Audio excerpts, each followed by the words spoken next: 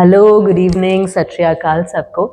ये है हमारे लेक्चर्स इकोनॉमिक्स के CUET के प्रेपरेशंस के लिए। एंड आज माइक्रो इकोनॉमिक्स का सेकेंड यूनिट हम यहाँ पर डिस्कस करेंगे कंज्यूमर्स बिहेवियर एंड डिमांड के बारे में। एक चीज सब ध्यान में रखेंगे कि जो भी लेक्चर्स है इसमें हम सारे टॉपिक्स क्विकली रिवाइज कर रहे हैं। इससे रिलेटेड MCQs आपको डिस्क्रिप्शन में अटैच मिल जाते हैं। एंड जो CUET का पेपर है वो बहुत डिफिकल्ट नहीं होने वाला है, इट्स गोना बी इजी। पर इसका मतलब ये नहीं है कि पढ़ने की ही जरूरत नहीं पड़ेगी, पढ़ने की प्रेपरेशन करने की डेफिनेटली जरूरत पड़ेगी, क्योंकि काफी कॉम्पिटिटिव रहता है ये एग्जाम्स, काफी बच्चे यहाँ पर अप्लाई करते हैं। So if you want to get into some particular colleges में आपको ज्यादा नंबर चाहिए तो आपको डेफिनेटली एक बार पढ़ना पड़ेगा।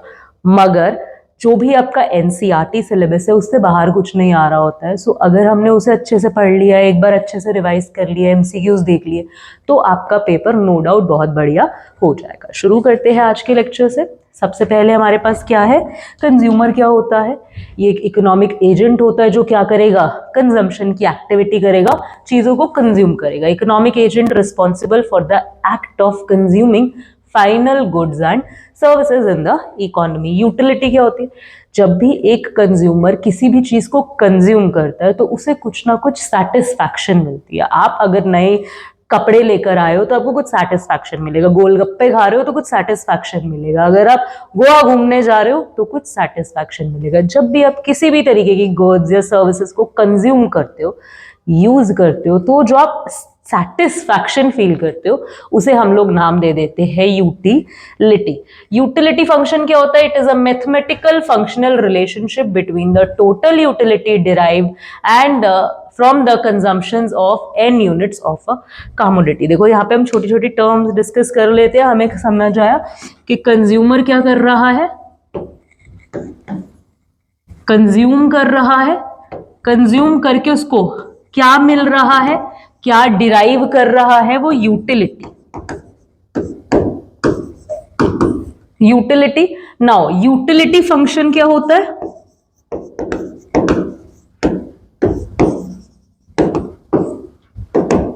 जो भी टोटल यूटिलिटी आपको मिल रही है, जितने भी यूनिट्स आप कंज्यूम कर रहे हो सबको मिलाकर उसे हम बोल देते हैं utility function. Now total utility क्या होता है, टोटल यूटिलिटी होता है, मान लो आप मैंगो कंज्यूम कर रहे हो, आपने एक मैंगो खाया, आपको कुछ ना कुछ सेटिस्फैक्शन मिला, आपने दूसरा मैंगो खाया, कुछ और सेटिस्फैक्शन मिला, तीसरा मैंगो खाया, कुछ और सेटिस्फैक्शन आपको मिल गया। जब मैं इन सभी जो भी आपको इंडिविजुअल हर बार कंजम्पशन करके सेटिस्फैक्शन मिल रहा है, इसको एक साथ जोड़ देती हूँ, 10 + 8 + 5 23 यूटिल्स, ये मेरी क्या बन जाती है, टोटल यूटिलिटी बन जाती है।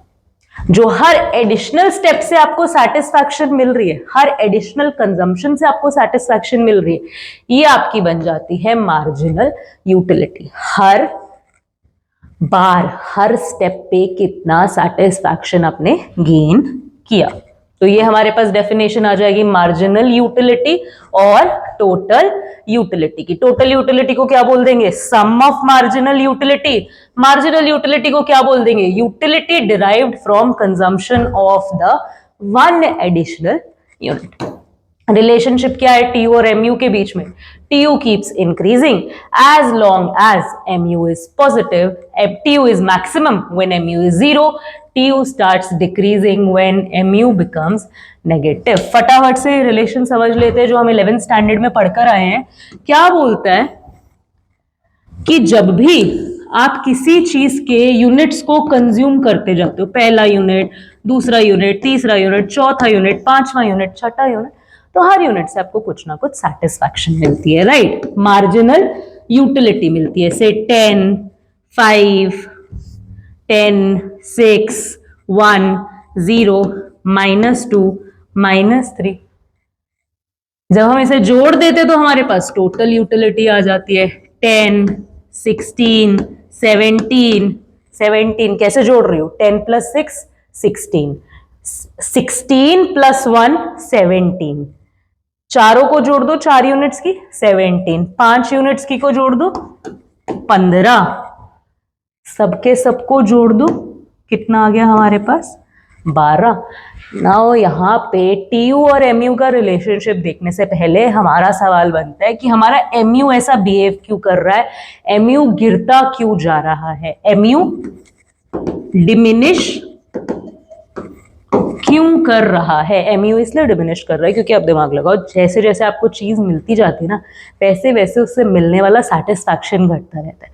अगर मैं आपको बोलूँ चलो चलो तुम्हें मैगडी लेकर चलते, चलो चलो तुम्हें सबवे लेकर चलते, तो बड़े एक्साइटेड हो जाएंगे, पहला बर्गर बड़ी खुशी खुशी खा ले, उसके बाद कहो एक और बर्गर खाते, चलो चलो एक और बर्गर, तो कहोगे ठीक है खा लेते, पर पहले बर्गर जितनी खुशी नहीं होगी, पर खा लोगे। फिर एक और बर्गर कहूंगी, खाओ खाओ, तो मना कर दोगे नहीं खा सकता नहीं खा सकता, पर मैं जबरदस्ती खाओ खाओ खाओ खा लो।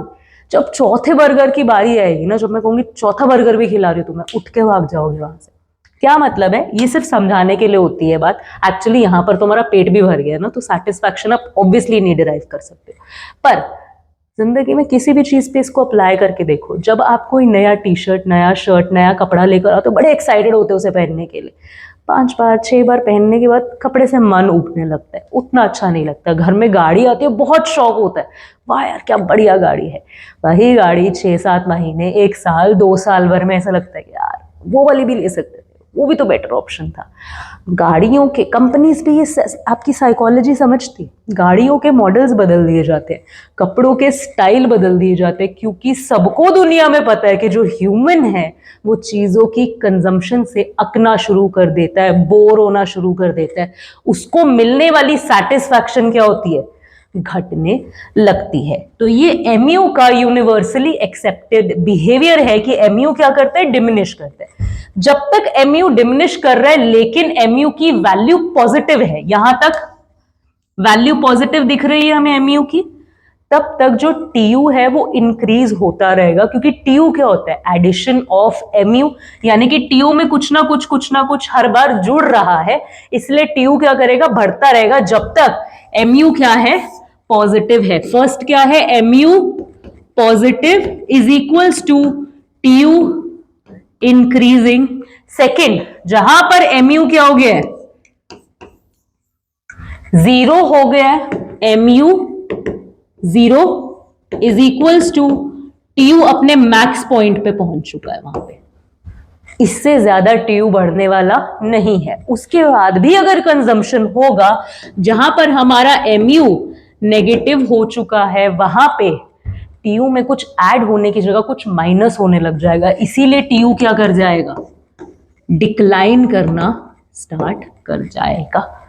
हाँ या ना, हमारा एमयू क्या कर रहा है, एमयू ऐसा कुछ बिहेवियर शो कर रहा है, गिरते जा रहा है गिरते जा रहा है, पर जब तक पॉजिटिव है तब तक हमारा जो टीयू का ग्राफ बनेगा वो ऐसा अपवर्ड स्लोपिंग बनेगा। जिस पॉइंट पे एमयू 0 हो गया, टीयू अपनी मैक्सिमम हाइट को रीच कर जाएगा, उसके बाद से टीयू गिरना शुरू कर देगा जब हमारा एमयू क्या हुआ है, नेगेटिव हो गया है। ये ग्राफिकल रिप्रेजेंटेशन है, ये आपका स्केड्यूल है, एंड बात जो यहाँ पे कहने की कोशिश कर रहे हैं वो है relationship between TU and MU. Hopeful ये समझ आया। यूटिल्स क्या है, जो हम यहाँ पर ये यू यूज कर रहे हैं ना, मार्जिनल यूटिलिटी, टोटल यूटिलिटी, हम ये यूटिल्स का साइन यहाँ पर यूज कर रहे हैं। एक सेकेंड इसे चेंज कर लेते हैं। यूटिल्स क्या है, ये साइन दिया जाता है हमारी सेटिस्फैक्शन को। जैसे कि आप रोड को अगर आपको मापने को बोलूं तो आप किलोमीटर में नापोगे, अगर मैं आपको आपकी हाइट नापने को बोलूं फीट में मापोगे, उसी तरीके से सेटिस्फैक्शन को मापने के लिए इमेजिनरी यूनिट्स, सेटिस्फैक्शन कोई फिजिकल चीज तो है नहीं जिसको एक्चुअली मापा जा सके, बहुत ज्यादा सेटिस्फैक्शन है तो एक काम करो 100 यूटिल्स कह दो उसे। तो ये जो इमेजिनरी सेटिस्फैक्शन को मेजर करने के लिए इमेजिनरी जो यूनिट्स दिए गए हैं उसे हम यूटिल्स का नाम दे देते हैं। हाँ या ना, चलो भाई सेकंड पेज पे पहुंच गए हैं। कार्डिनल यूटिलिटी क्या होती है, ये जो हम नंबर्स दे रहे हैं अपनी सेटिस्फैक्शन को, इसे कार्डिनल यूटिलिटी कह देते हैं। We use the term when we measure utility of a commodity in imaginary units called utils. Utils के आगे जो नंबर लग रहे हैं वो क्या है, कार्डिनल नंबर्स हैं, कार्डिनल यूटिलिटी है। Law of diminishing marginal utility क्या कहता है कि एक कंज्यूमर जैसे कंज्यूम करेगा एक के बाद एक के बाद एक के बाद यूनिट्स, स्टैंडर्ड यूनिट्स, अगर एक मैंगो चाहिए तो एक मैंगो, एक बर्गर चाहिए और बोलूं एक बाइट के बाद जब दूसरी बाइट लोगे तो सेटिस्फैक्शन नहीं मिलेगा तो गलत हो जाएगा। एक बर्गर खाने के बाद जब दूसरा बर्गर खाओगे तो सेटिस्फैक्शन उतना नहीं मिलेगा, राइट। तो जैसे ही वो स्टैंडर्ड यूनिट्स कमोडिटी के कंज्यूम करता जाता है टाइम गैप के बिना, तब उसकी मार्जिनल यूटिलिटी डिमिनिश करना स्टार्ट कर देती है, जीरो हो जाती है एंड ग्रेजुअली नेगेटिव भी हो जाती है। पॉइंट ऑफ सैचुरिटी या सैचुरेशन पॉइंट, सैचुरेशन पॉइंट किसी भी जगह अगर आप पढ़ रहे हो तो वो पॉइंट होता है जहां पे चीजें रुक जाती हैं, थम जाती है। A point in which consumption of additional unit of a commodity mu generates no marginal utility, that is zero marginal utility for the consumer। यानी कि जिस पॉइंट पे हमारा mu क्या हो गया था, जीरो हो गया था, यानी कि कोई भी और सेटिस्फैक्शन आ ही नहीं रही थी कंज्यूमर के पास, वहां पे चीजें रुक गई थी, सेटिस्फैक्शन रुक गई थी, इसीलिए वो हमारे लिए क्या बन जाएगा, पॉइंट ऑफ सैचुरेशन या सैचुरिटी बन जाएगा। मार्जिनल यूटिलिटी ऑफ मनी क्या होता है, पैसे से मिलने वाली सेटिस्फैक्शन घटती नहीं है। क्या बोलते हैं, देखो क्या बोलते हैं, जैसे कि हमने बात की कोई भी चीज को कंज्यूम करते जाओगे सेटिस्फैक्शन घट जाएगा, लेकिन मनी कहते हैं मनी से मिलने वाला सेटिस्फैक्शन कभी घटता नहीं है। आपकी बुक इसे लिखती है कि आप इसे अज्यूम करके चलो कि मनी का जो भी सेटिस्फैक्शन है वो कांस्टेंट है, ताकि हम कंपेयर कर पाए। अगर हम मापना तोलना चाहते हैं तो हमें एक स्टैंडर्ड की जरूरत पड़ती है, एक स्केल की जरूरत पड़ती है। तो मनी का सेटिस्फैक्शन स्केल की तरह एक्ट करता है जब हम चेक करना चाहते हैं कि हमारे को कितनी यूटिलिटी मिल रही है।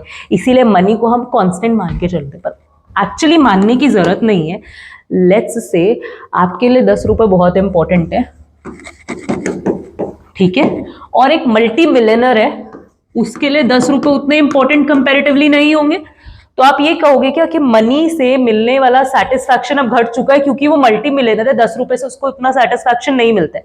But let's put this into practice and आप दोनों एक शॉप पे पहुंचते हो लॉटी चोकोपाई लेने, लॉटी चोकोपाई लेने।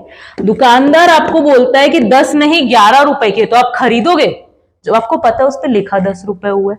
लॉटी चोकोपाई आती 10 रुपए की, पर वो बोले 11 रुपए की, आपके लिए 10 रुपए की बहुत वैल्यू है, तो आप खरीदोगे? आप नहीं खरीदोगे। ये मल्टी मिलियन, इसके लिए 10 रुपए की कोई वैल्यू नहीं, 11 रुपए की भी इसके लिए कोई वैल्यू नहीं, इसमें बहुत पैसा है।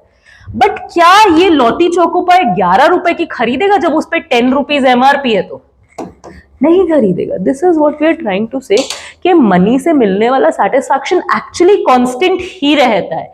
किसी भी चीज के आप ज्यादा पैसे नहीं दोगे जितना उससे प्रिंट है, आप भी और एक मल्टी मिलियनर भी, दोनों के लिए ही पैसे से मिलने वाला सेटिस्फैक्शन क्या होता है, सेम होता है। इसीलिए मनी से मिलने वाले सेटिस्फैक्शन को हम लोग कांस्टेंट मान के चलते हैं। The utility gained from spending an additional rupee on available goods, पैसा कितना सेटिस्फैक्शन दे रहा है।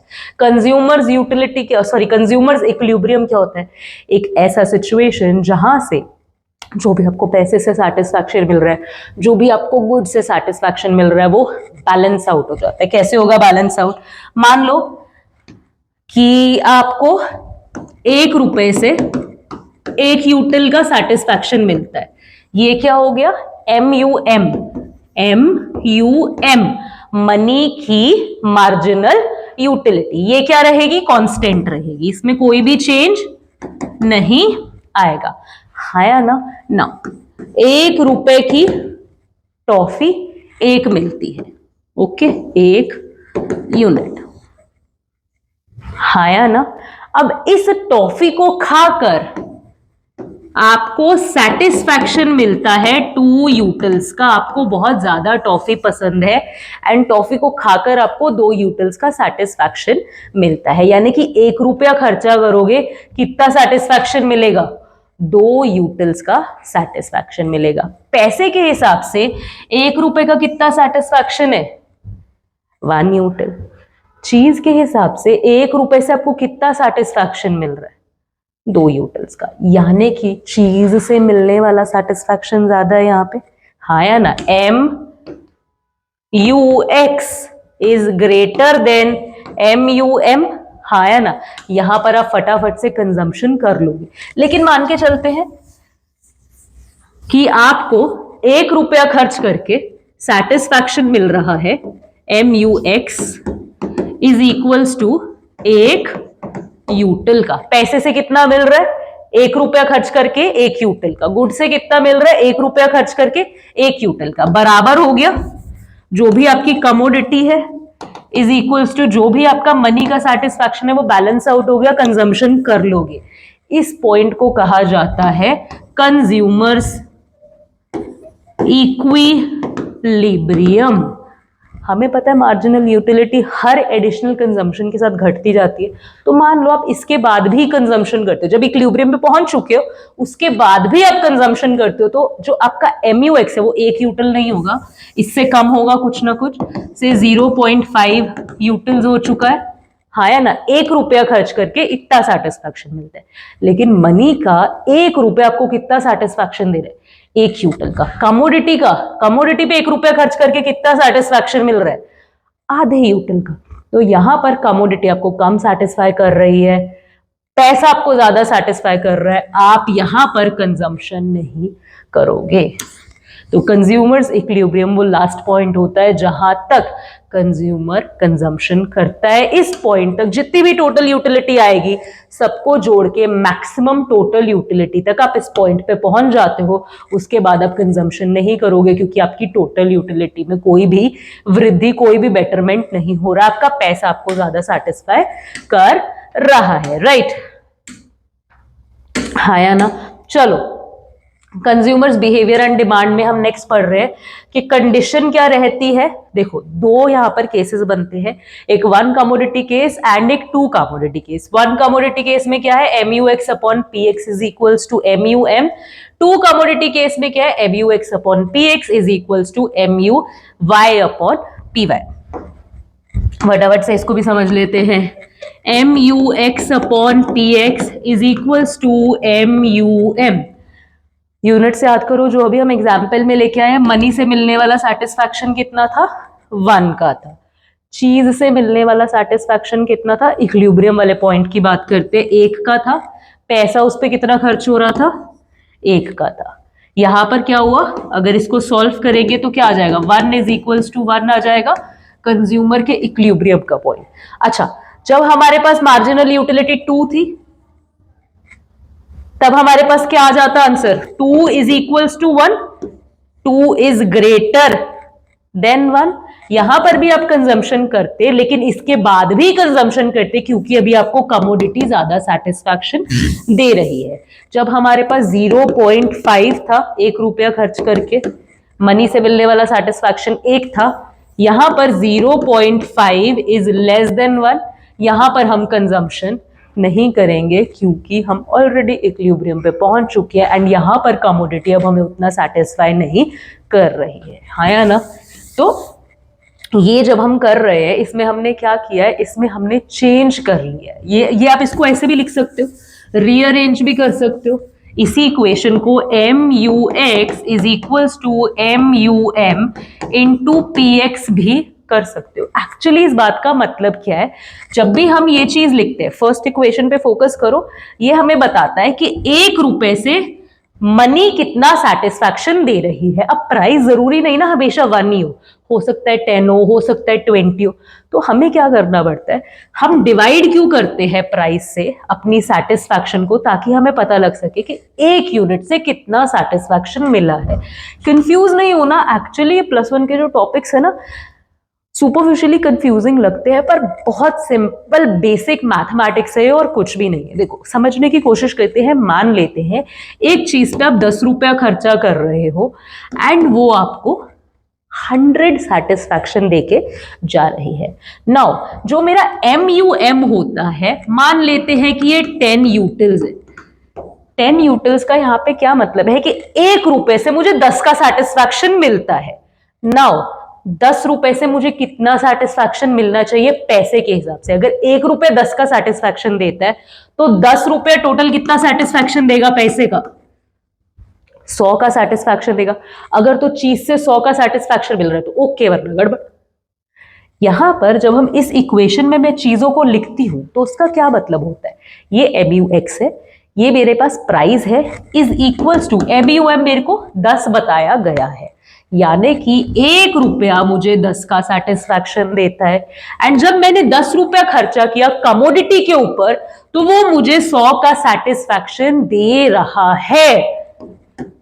जब मेरे पास ये आ जाता है इसका मतलब कि कमोडिटी पे अगर 1 रुपया लगाया तो 10 का सेटिस्फैक्शन, पैसा 1 रुपया 10 का सेटिस्फैक्शन दे रहा है, दोनों चीजें बराबर है तो कंजम्पशन कर लूंगी, दोनों चीजें बराबर नहीं होंगी तो कंजम्पशन नहीं करूंगी। अगर MUX ज्यादा हुआ तो करती जाऊंगी और एडिशनल यूनिट्स लूंगी, अगर MUX कम हुआ तो कंजम्पशन उसको उस पॉइंट पर नहीं करूंगी क्योंकि वो बियॉन्ड द इक्विलिब्रियम लाई कर रहा है। इसी तरीके से 2 कमोडिटी केस में भी यही चीज काम कर रही है, MUX upon PX is equals to MUY upon PY।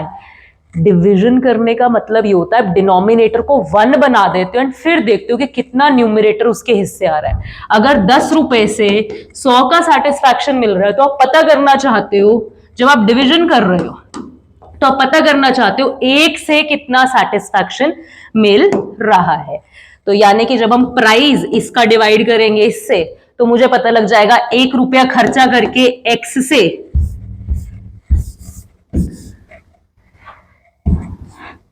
X से कितना सेटिस्फैक्शन मिल रहा है, 1 रुपया खर्चा करके Y से कितना सेटिस्फैक्शन मिल रहा है। एंड अगर वो मनी के सेटिस्फैक्शन के क्या हो जाएगा, बराबर हो जाएगा तो मैं कंजम्पशन कर लूंगी, इक्विलिब्रियम पे होंगी वरना नहीं होंगी। 2 कमोडिटी केस में ऐसा भी कहा जाता है कि आपको फर्क नहीं पड़ेगा जब आपकी चीज बराबर हो गई MUM के, 1 रुपया चाहे अब आप इधर खर्चा करो, 1 रुपया चाहे आप इधर खर्चा करो, आपको बराबर ही सेटिस्फैक्शन मिलने वाला है। चलो आगे बढ़ते हैं, इनडिफरेंस कर्व एनालिसिस पे हम लोग आ गए हैं, IC एनालिसिस। देखो IC और कार्डिनल बेसिकली यूटिलिटी को ही समझने के 2 तरीके हैं। जब भी हम यूटिलिटी को समझते हैं, एक हमारे पास कार्डिनल अप्रोच है जो हम अभी समझ के आए, जहां पे हम यूटिलिटी को नंबर्स दे रहे हैं। एक हमारे पास ऑर्डिनल अप्रोच होती है जहां पे हम नंबर्स नहीं देते हैं, अपनी सेटिस्फैक्शन को हाई या लो कह के मापते हैं। इसमें हम कैसे बोलेंगे, टी मुझे 10 यूटिल्स का सेटिस्फैक्शन दे रही है, कॉफी मुझे 8 यूटिल्स का सेटिस्फैक्शन दे रही है। ऑर्डिनल में बोलूंगी टी मुझे हाई सेटिस्फैक्शन देती है, कॉफी मुझे लो सेटिस्फैक्शन देती है। एंड हाई लो के हिसाब से ही मैं बंडल बना लूंगी, जो चीज ज्यादा सेटिस्फैक्शन देगी वो ज्यादा, जो चीज कम सेटिस्फैक्शन देगी वो मेरे बंडल में कम होगी। IC हमेशा बंडल में काम करता है, टी अकेला नहीं पढ़ा जाएगा, टी प्लस कॉफी ही पढ़ा जाएगा एक बंडल के अंदर। मैं क्या करूंगी, IC इसके यूटिलिटी को समझने के लिए, सेटिस्फैक्शन को समझने के लिए मैं अलग अलग कॉम्बिनेशन बताऊंगी। किसी बैग में 4 टी रख लूंगी, 5 कॉफी रख लूंगी, किसी में 5 कॉफी 4 टी रख लूंगी, किसी में 5 कॉफी और 2 टी रख लूंगी। इस तरीके से मैं अलग अलग कॉम्बिनेशंस बनाती हूँ, बंडल्स बनाती हूँ इंडिफरेंस कर्व से डील करते हुए। Indifference curve analysis is propounded by J.R. Hicks and R.G. de Ellen. It is also called the ordinal analysis and modern approach of Hicksian approach. Ordinal का क्या मतलब होता है? It means the rank or the 2 set positions like first, second, third, fourth. As per this approach, utility is not measured or set. Utility is not measured in absolute items but can only be ranked. Rank किया जाता है।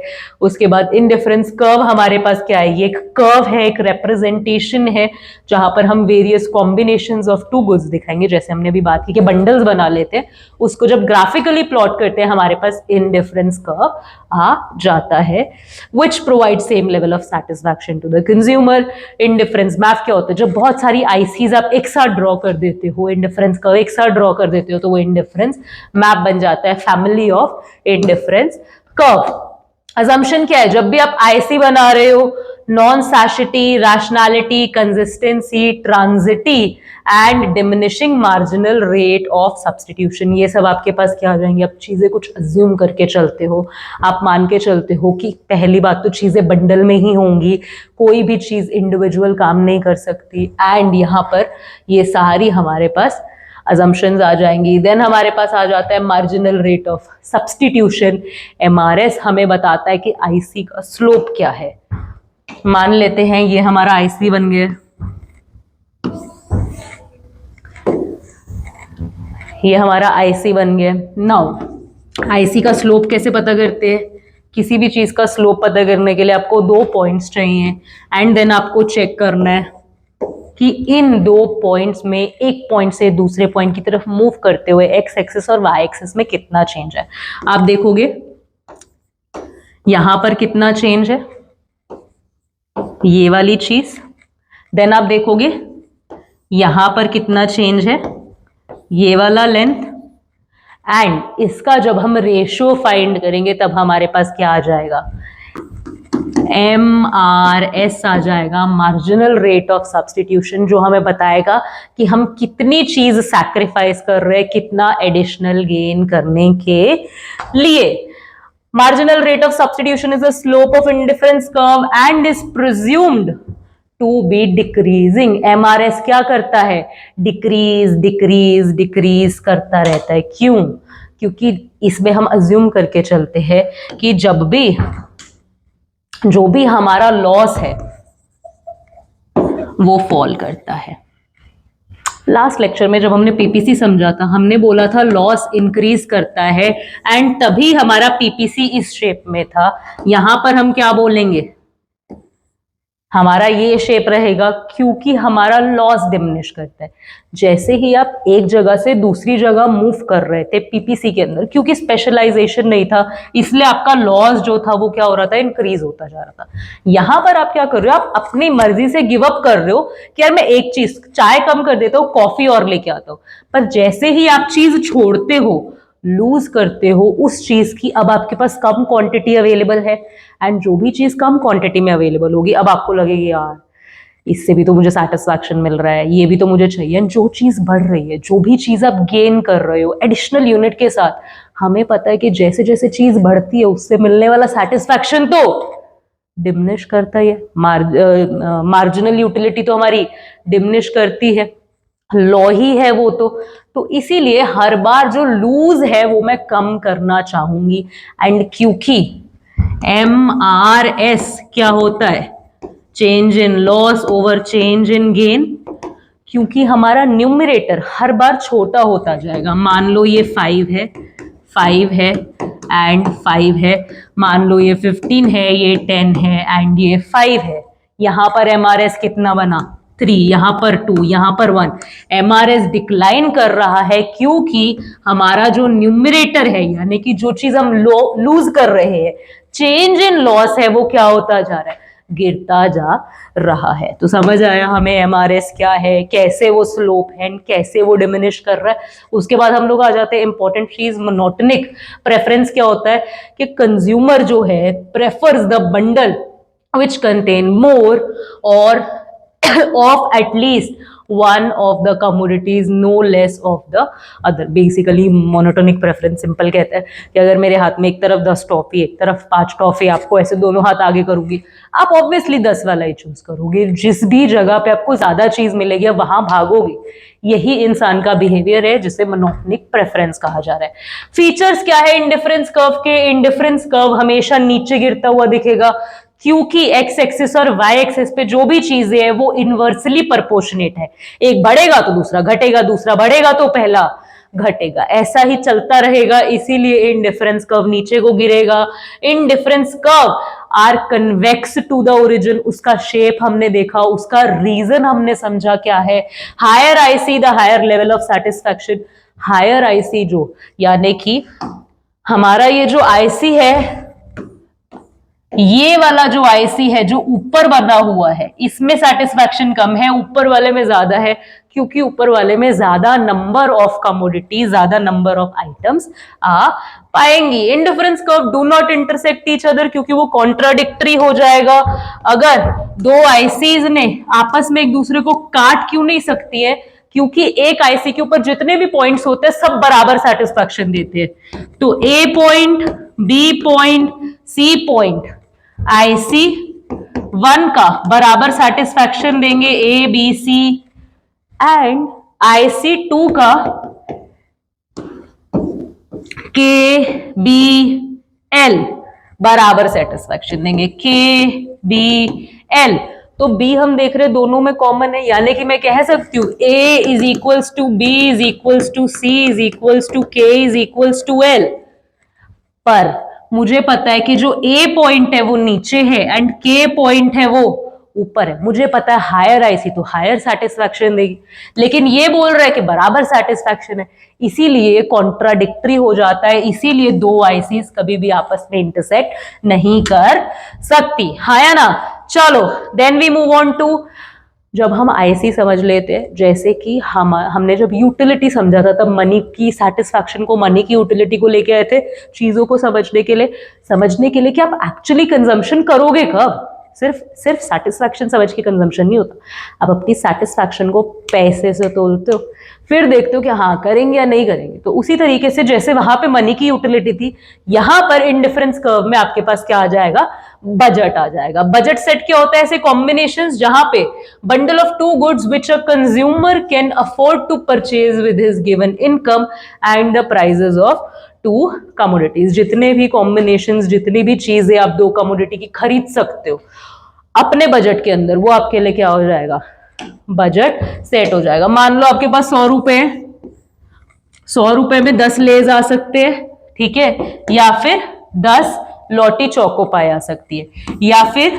5 लेज और 5 लॉटी चौको पाई आ सकती है। ये आपका क्या बन जाएगा, बजट लाइन बन जाएगा, हाँ या ना। इसके ऊपर और इसके अंदर जितने भी पॉइंट्स हैं वो आपके सारे क्या बन जाएंगे, बजट सेट बन जाएंगे। क्योंकि ऑब्वियसली 100 रुपए नहीं खर्च करोगे, 50 रुपए खर्चा करोगे, कर सकते हो ना, सारे अंदर वाले पॉइंट, ऊपर वाले पॉइंट बजट सेट बन जाएंगे। बजट कंस्ट्रेंट क्या होता है, जिस पॉइंट से ऊपर आप नहीं जा सकते हो, इस लाइन के ऊपर आपका 100 का 100 रुपया पूरा खर्चा हो गया, ये आपका क्या बन जाएगा, बजट कंस्ट्रेंट बन जाएगा। बजट इक्वेशन क्या होती है, बजट इक्वेशन होती है जहां पर आपके जितने भी बजट के पॉइंट्स है सारे इंक्लूड हो जाएंगे। यानी कि यहां पर हमने price of 1 and price of 2 क्या किया इन्होंने, सिंपली कुछ नहीं, यहां पे लिखा हुआ है ना px into Q X plus P Y into Q Y is equals to M. M आपका क्या है, टोटल बजट है। मान लो आपने 10 रुपए के लेस खरीद लिए हैं 10, फिर आप कुछ भी नहीं खरीद सकते हो लॉटी चौको पाए, तो यहां पे प्राइस उसका 10 आ जाएगा, क्वांटिटी 0 आ जाएगी। कितना हो गया, 10 गुना में 10 100 प्लस 10 गुना में 0 0 इज इक्वल्स टू 100। ये आपका क्या बन जाएगा, बजट इक्वेशन बन जाएगा। उसके बाद हमारे पास बजट लाइन है जो हमने ड्रॉ की, जहां पे हमारा कंज्यूमर अपना पूरा बजट यूज कर रहा है, उसे हम क्या बोल रहे हैं, बजट लाइन।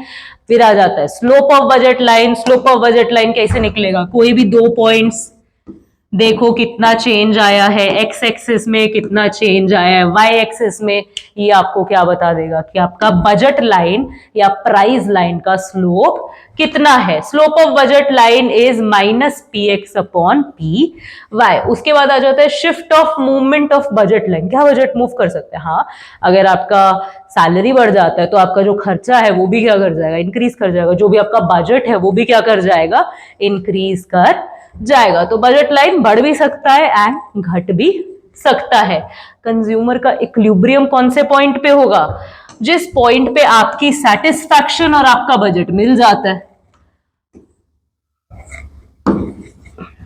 जहां पर आईसी और बजट लाइन इंटरसेक्ट कर जाएंगी, जहां पर एमआरएस और बजट लाइन का जो स्लोप है, बजट लाइन स्लोप यानी कि minus P X upon P Y, ये जब बराबर हो जाते हैं तब हम उसे क्या बोल देते हैं कि वो क्या है, कंज्यूमर का इक्विलिब्रियम है, हाँ या ना। चलो इतनी बात सबको समझ में आ रही है। कंडीशंस क्या है कंज्यूमर इक्विलिब्रियम की? प्राइमरी कंडीशन है कि budget line must be tangential to the indifference curve, touch करेगा, ठीक है। सेकेंडरी कंडीशन क्या है? शुड बी कन्वेक्स, ये जो हमारा आईसी है ये इस शेप में ही होना चाहिए। आईसी अगर ऐसा है तो दिक्कत है, ऐसा है तो दिक्कत है, ऐसा है तो दिक्कत है, हाँ या ना। ऐसा नहीं है कि आईसी वैसे बन नहीं सकते, आईसी वैसे भी बन सकते, तभी ये सेकेंडरी कंडीशन में डाला हुआ है। लेकिन ये दो कंडीशंस फुलफिल होंगी तभी हम इक्विलिब्रियम तक पहुंच पाएंगे। देन वी टॉक अबाउट थोड़ा सा और डिमांड की तरफ बढ़ते हुए, यहाँ पर यूटिलिटी का हम काफी अच्छे से चीजें कवर अप कर चुके हैं, 2 चैप्टर्स जो हमारे +1 के बनते हैं एक ही यूनिट में, यहाँ पे सब आपके CUET के सिलेबस में डाला गया है। Then we move on to demand को थोड़ा और समझने की कोशिश करेंगे। नीड क्या होती है? Anything that is basic and psychologically important for the existence of the human being, पानी, रोटी, कपड़ा, मकान, इस तरीके की चीजें। वांट क्या होती है? Anything satisfy a need is known as a want, क्या चाहिए है वो चीज, ठीक है, उसकी तो जरूरत है, इस कपड़े की तो जरूरत है, तो वो आपके लिए वांट बन जाती है। डिजायर क्या है? Any specific want for a commodity by the consumer is known as a desire. For example कि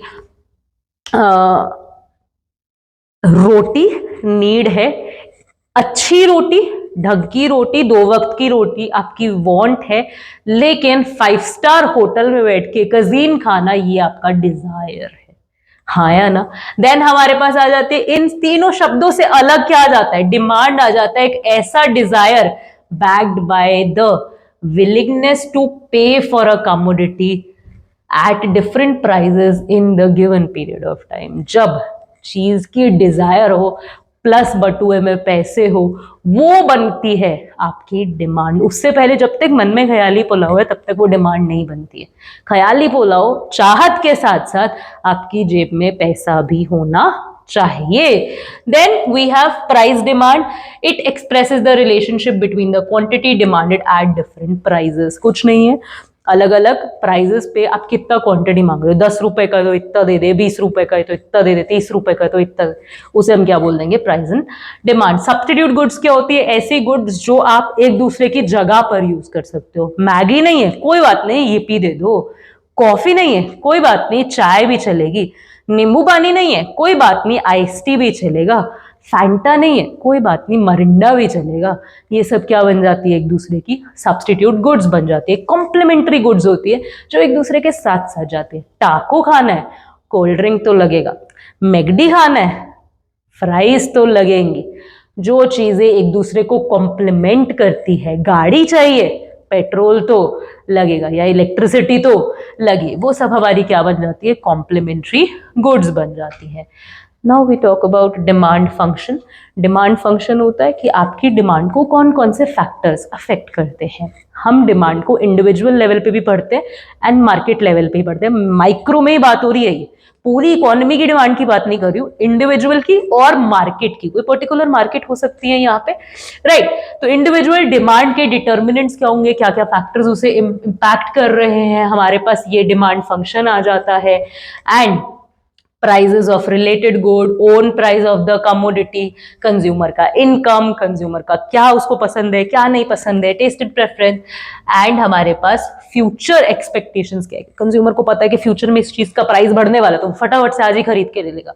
उसको पता है कि कल पेट्रोल के दाम बढ़ेंगे, आज ही पेट्रोल पंप पे लंबी लंबी लाइन लग जाएगी। पता है कि 2 दिन बाद प्याज महंगे होने वाले हैं, आज ही सब बोरी बोरी खरीद के रख लेगी। तो फ्यूचर एक्सपेक्टेशंस पे भी यहाँ पर इंडिविजुअल का डिमांड डिपेंड करता है। मार्केट में क्या होगा, वो सारे फैक्टर्स तो होंगे ही होंगे, plus size and composition of population भी इम्पैक्ट करेगा डिमांड को। अगर आप पर्टिकुलरली कोई ऐसे प्रोडक्ट की बात करो जो बच्चे ही यूज करते हैं, एक पर्टिकुलर एज ग्रुप की, तो आपको देखना पड़ेगा कि उनका पॉपुलेशन क्या है, तो डिमांड उतना ही हो सकता है, उससे ज्यादा कम नहीं हो सकता।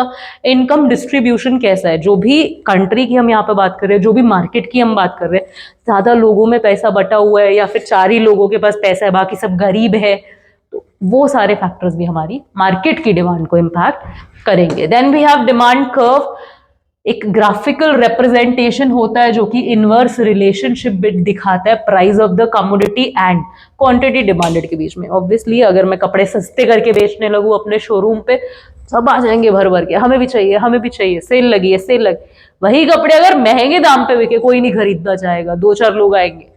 जब भी चीजों के दाम गिरते हैं लोगों की डिमांड बढ़ जाती है, जब भी चीजों के दाम बढ़ जाते हैं डिमांड घट जाती है, क्वांटिटी डिमांडेड घट जाती है, राइट। तो ये हमारे पास डिमांड कर्व, जब हम उसको ग्राफिकली प्लॉट कर देते हैं इनवर्स रिलेशन को, तो डिमांड कर्व बन जाता है। Market demand schedule, individual demand schedule हमारे पास क्या हो जाता है, जब हम टेबल में डाल देते हैं। कैसे डालेंगे, अगर ड्रॉ कर ले फटाफट से, ये देखो आपका डिमांड का कर्व कुछ ऐसा बन जाएगा, ठीक है, डाउनवर्ड स्लोपिंग, क्योंकि इनवर्स रिलेशन है। इंडिविजुअल डिमांड कर्व कैसा बनेगा, प्राइस क्वांटिटी डिमांडेड, प्राइस 10 है तो 10 है क्वांटिटी डिमांडेड, प्राइस मान लो 20 हो गया तो क्वांटिटी डिमांडेड घट जाएगा, प्राइस और ज्यादा बढ़ गया और घट जाएगा क्वांटिटी डिमांडेड। मार्केट में क्या होगा, क्वांटिटी डिमांडेड 1 था, एक पर्सन का था, दूसरे पर्सन का भी लिख लो, 20 था, 10 हो गया, 0 हो गया, फिर इन दोनों को जोड़ लो तो आपके पास मार्केट डिमांड आ जाएगा। पहले 30 था फिर 15 हो गया, इसे बोल देते हैं मार्केट डिमांड स्केड्यूल। जब एक ही बनाया था तो उसे बोल देते हैं इंडिविजुअल डिमांड स्केड्यूल। इन्हीं को अगर ग्राफ पे डाल देते हैं, इंडिविजुअल में बस ये वाले पॉइंट्स डल जाएंगे एंड मार्केट में प्राइजेस के साथ साथ ये टोटल वाले पॉइंट्स डल जाएंगे, आपके पास क्या बन जाएगा, कर्व बन जाएगा। Now we have contraction of demand, expansion of demand, decrease in demand and increase in demand. तो देखो हमारे पास ना दो चीजें चेंज करती है, एक तो डिमांड होती है और एक क्वांटिटी डिमांडेड होती है। फर्क क्या है, जब हम बात करेंगे प्राइस है 10, 5, 0, क्वांटिटी डिमांडेड है 10, 20, 30, लेट्स कीप इट 1, ठीक है। तो हो क्या रहा है यहाँ पर, अगर हम नोटिस करें तो प्राइजेस के गिरने से क्वांटिटी डिमांडेड बढ़ रही है। इस टोटल को जब हम स्टडी करते हैं, जब हम बोलते हैं अलग अलग प्राइजेस पे अलग अलग कितनी क्वांटिटी मांगी जा रही है, तो हमारे पास डिमांड आ जाती है। ये डिमांड का स्केड्यूल है। एंड क्वांटिटी डिमांडेड क्या है, पर्टिकुलर प्राइस के अगेंस्ट मांगी जाने वाली क्वांटिटी। अलग अलग प्राइसेस पे जो अलग अलग क्वांटिटीज मांगी जा रही हैं वो आपका बनाती हैं डिमांड। तो जब भी आपका डिमांड चेंज करता है, यानी कि 10 रुपए पे अब 10 क्वांटिटी नहीं मांगी जा रही है, 10 रुपए पे 12 क्वांटिटी मांगी जा रही है, 5 रुपए पे 20 क्वांटिटी नहीं मांगी जा रही है, 22 मांगी जा रही है, 1 रुपए पे 30 नहीं मांगी जा रही है, 32 मांगी जा रही है। जब सेम प्राइसेस पे क्वांटिटी डिमांडेड ही नया आ जाए आपके पास, तो यानी कि आपका डिमांड ही चेंज कर गया है। इस केस में हमारा जो भी ग्राफ होगा, जो भी डिमांड होगा, उसको हम नाम देते हैं इंक्रीज या फिर डिक्रीज का, जो भी हुआ है उस हिसाब से। लेकिन अगर हम बात करें, क्वांटिटी भी तो चेंज कर रही है, यहाँ पे 10 थी, यहाँ पे 20 हुई, यहाँ पे 30 हुई, प्राइजेस के चेंज करने की वजह से बढ़ गई क्वांटिटी डिमांडेड। इसको हम नाम देते हैं एक्सपेंशन। एंड अगर 30 से 10 की तो और जाती, पहले 30 थी फिर 20 हो गई फिर 10 हो गई, तो उसे हम नाम देते हैं कॉन्ट्रैक्शन। क्या मतलब है, ग्राफिकली समझते हैं। देखो जब भी क्वांटिटी, ये आपका डिमांड कर्व है, क्वांटिटी डिमांड में चेंज कैसा आएगा, पहले यहां खड़े थे, अब आप इतनी क्वांटिटी पे आ गए, फिर इतनी क्वांटिटी पे आ गए। यहां पर क्वांटिटी हमारी क्या कर रही है, इंक्रीज कर रही है। ये क्वांटिटी होती है, ये प्राइस होती है। क्वांटिटी क्या कर रही है, इंक्रीज कर रही है। इसे हम नाम देते हैं एक्सपेंशन हुआ है। लेकिन अगर क्वांटिटी श्रिंक करे, यहां पर थी फिर यहां हो गई, यहां हो गई, यानी कि क्वांटिटी गिरती जा रही है, इसे हम नाम क्या देते हैं, कॉन्ट्रैक्शन। एक्सपेंशन कॉन्ट्रैक्शन को छोड़ के अगर देखें इंक्रीज डिक्रीज में क्या होता है, मान लो ये कर्व है, आपका कर्व ही आगे चला जाए या आपका कर्व ही पीछे आ जाए, तो इसे बोलते हैं कि आपकी डिमांड ही चेंज कर गई है। इसे बोलते हैं आपकी क्वांटिटी डिमांडेड चेंज करी है। चलो आगे बढ़ते हुए, movement along the demand curve, वही जो एक्सपेंशन और कॉन्ट्रैक्शन है उसे movement along the demand curve कहा जाएगा, एक्सटेंशन और कॉन्ट्रैक्शन को। शिफ्ट इन डिमांड कर्व क्या कहा जाता है, जब हमारा इंक्रीज या डिक्रीज हुआ है। Then we come to law of demand. Law of demand में कुछ नया नहीं है, लॉ ऑफ डिमांड वही है कि अगर प्राइसेस बढ़े तो क्वांटिटी डिमांड घटेगी, अगर प्राइसेस घटे तो क्वांटिटी डिमांड बढ़ेगी। इसी को क्या बोल देते हैं, लॉ ऑफ डिमांड, जो इनवर्स रिलेशन है between price of the good and quantity demanded. Reasons क्या है, ऐसा क्यों होता है, law of diminishing marginal utility, income effect, substitution effect, new consumers, multiple uses of commodity. जैसे जैसे दाम गिरते हैं चीजों के, तो हम उसको, बिजली का दाम अगर सस्ता हो गया तो पहले हम लोग क्या करते थे, प्रेस बाहर से करवा लेते थे, जब बिजली के दाम महंगे थे, ज्यादा बिजली कंज्यूम नहीं करते थे, कपड़े बाहर से धुलवा लेते थे, ऐसा करते थे।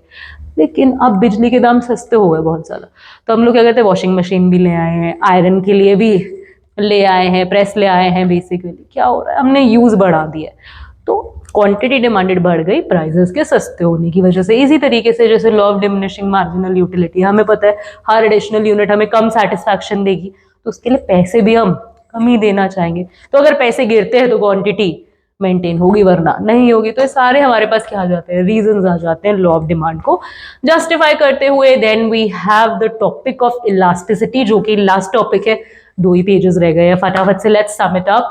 Price elasticity of demand, sorry elasticity of demand क्या होता है, इलास्टिक बैंड डालते हैं रबर में, रबर डालते वालों में इलास्टिक होता है, वो क्या दिखाता है, रिस्पॉन्स दिखाता है, खींचते हो रिस्पॉन्स आता है, वापस आके लगता है। अगर तो इलास्टिक अच्छा है तो जोर से आता है, क्विक रिस्पॉन्स आता है, ज्यादा रिस्पॉन्स आता है, एंड अगर इलास्टिक अच्छा नहीं है तो रिस्पॉन्स नहीं आता। उसी तरीके से हम चेक करते हैं, हमें पता लग गया कि प्राइस को रिस्पॉन्ड करेगी हमारा डिमांड, पर कितना रिस्पॉन्ड करेगी।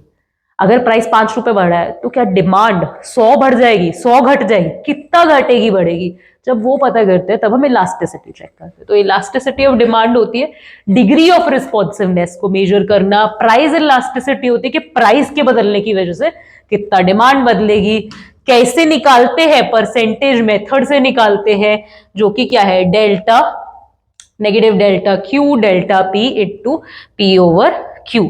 इसको सिंपली अगर हम लिखे, कुछ नहीं करना है, percentage change in Q D over percentage change in price. ये हमें करना होता है कि क्यू में कितना चेंज आए इन रिस्पॉन्स टू प्राइस में चेंज आने के, जिसको हम लिख देंगे change in Q D. Percentage change लेना होता है, ये ध्यान रखेंगे, परसेंटेज चेंज इन प्राइस। हाँ या ना, जब हम इसको सॉल्व कर लेते हैं, परसेंटेज चेंज कैसे निकलेगा, जो भी हमारा चेंज है कैसे निकलेगा, जो भी क्यूडी है ओल्ड एंड न्यू वो माइनस कर लेंगे, डिवाइड कर देंगे क्यूडी से इनटू 100। इसी तरीके से पी लिख लेंगे। ये जब पूरा डेरिवेशन हम सॉल्व कर लेते हैं, जो आप पुराने लेक्चर्स में जाके देख सकते हो अगर जरूरत लग रही है, तो एंड रिजल्ट हमारे पास क्या आ जाता है, डेल्टा क्यू, सॉरी यहां पर लिख लेते हैं अपन, delta Q over delta P into P by Q. ये जो नेगेटिव का साइन है ये इसलिए आता है, ये क्योंकि इनवर्स रिलेशन दिखाने के लिए यूज होता है क्यू एंड पी के बीच पे, तो वो हम वहां पे लगा देंगे नेगेटिव का साइन। जो आपकी बनने वाली चीज है सॉल्व करके डेरिवेशन, वो ये आपके पास आ जाएगी। ओके ठीक है। प्राइस इलास्टिसिटी ऑफ डिमांड में बेसिकली आपको ये रिलेशंस याद रखने के important, perfectly elastic, perfectly inelastic, unitary elastic, relatively elastic या फिर inelastic relatively। क्या मतलब है, ये आपकी क्वांटिटी है, ये आपका प्राइस है। मान लो प्राइस में कोई चेंज नहीं आ रहा है, पर फिर भी क्यू चेंज करे जा रहा है, यानी कि प्राइस में एक्शन कुछ नहीं हो रहा है, फिर भी रिएक्शन आ रहा है, यानी कि परसेंटेज चेंज इन क्यू। यही था हमारा। ये क्या हो गया है, 0 हो चुका है। यहां पर कुछ ना कुछ वैल्यू है एक्स वाई जेड, ठीक है। जब भी डिनोमिनेटर 0 हो जाता है, मुझे पता है वो किसके इक्वल हो जाता है, इन्फिनिटी के। यानी कि मुझे पता है कि जब भी ऐसा ग्राफ देखोगी elasticity is equals to infinity है, इसे हम बोलते हैं परफेक्टली इलास्टिक, क्योंकि रिस्पॉन्स आए ही जा रहा है, परफेक्ट इलास्टिक है ये। अगर इसका ऑपोजिट हो, ऐसा आपको ग्राफ देखने को मिले जो कि दिखा रहा है प्राइजेस में चेंज आ रहा है पर क्यूडी जो है वो चेंज करने का नाम ही नहीं ले रहा, तो यानी कि अब इस इक्वेशन में क्या होगा, अब इस इक्वेशन में ऊपर जीरो बन जाएगा, नीचे एक्स वाई जेड कुछ ना कुछ वैल्यू होगी। जब भी ऐसा बनता है तो मुझे पता है क्या किसके इक्वल हो जाता है, numerator zero is equals to zero के बराबर आ जाता है, यानी कि यहां पर इलास्टिसिटी जीरो है, इसे बोलते हैं परफेक्टली इन इलास्टिक। कितना भी चेंज कर लो प्राइस, कितना भी एक्शन लगा लो, रिस्पॉन्स आएगा ही नहीं, इन इलास्टिक है परफेक्टली। ये एक्सट्रीम सिचुएशंस है। अगर ऐसा हमें देखने को मिले तो इसे हम क्या बोल देंगे, ये हमने गलत बना लिया, डायरेक्ट रिलेशन बना लिया, इसको अपन ऐसे बनाएंगे, प्राइस और क्वांटिटी के बीच में, क्वांटिटी डिमांडेड के बीच में इनवर्स रिलेशन, राइट। जब हमारा ये परफेक्ट इस शेप में बन जाएगा तो इसे हम बोलेंगे इलास्टिसिटी इज इक्वल्स टू 1 है जब आपका percentage change in QD is equals to percentage change in price हो जाता है, बराबर है दोनों। अगर ये भी 100% है, ये भी 100% है, तो आपका इलास्टिसिटी 1 हो जाएगा, इसे बोलेंगे यूनिटरी इलास्टिक। अगर ये शेप ना हो, या तो ऐसा हो या फिर ऐसा हो, ज्यादा लिटा हुआ हो, ज्यादा खड़ा हुआ हो, तो हमारे पास सिचुएशन कौन सा बन जाता है, इसमें देखो प्राइजेस में, तो इसे थोड़ा ढंग से बना ले,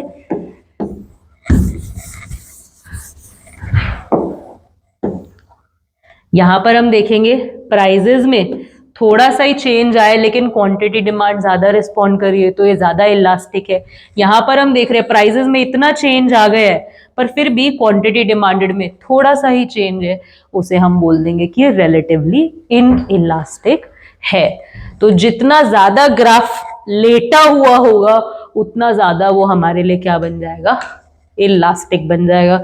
जितना ज्यादा वो इस शेप में होगा, स्टैंडिंग शेप में होगा, वो हमारे लिए in elastic, relatively in elastic बन जाएगा, हाँ या ना। चलो ये आपके पास सारे नोट्स आ जाएंगे। बॉटम लाइन क्या है, in case two intersecting demand curves flatter the demand curve more elastic, जितना ज्यादा वो लिटता जाएगा उतना ज्यादा इलास्टिक वो आपको देखने में समझ आना चाहिए। So this was the theory of consumers behaviour and demand. इसके साथ हमारा माइक्रो कंप्लीट हो गया है। फटाफट से दोनों यूनिट्स के एमसीक्यूज कंप्लीट कर लो ताकि हम कल से मैक्रो शुरू कर सके, national income and related aggregates. कोई भी डाउट्स है, कोई भी क्वेरीज है, ड्रॉप इट डाउन। मिलते हैं कल के लेक्चर में। Good day.